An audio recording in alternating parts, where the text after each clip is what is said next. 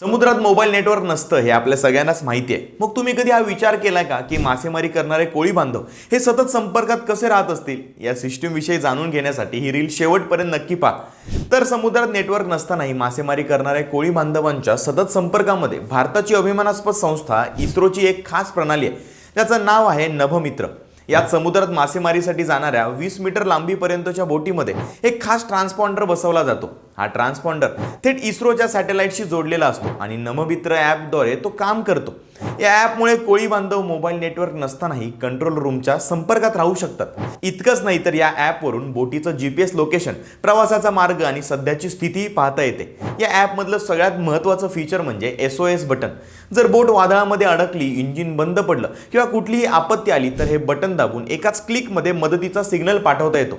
किंवा चुकून जर बोट आंतरराष्ट्रीय सीमा ओलांडत असेल तर नभमित्र लगेच अलर्ट करतो, सिग्नल देतो आणि मोठा धोका टळला जातो. सुरक्षित मासेमारी, वेळेवर मदत आणि अचूक माहिती हे सगळे यामुळे शक्य होत आहे. ही नभमित्र प्रणाली वापरायची कशी ते जर तुम्हाला बघायचं असेल तर स्क्रीनवरचा QR कोड स्कॅन करा आणि अशाच माहितीसाठी लगाव बत्तीला फॉलो करायला विसरू नका.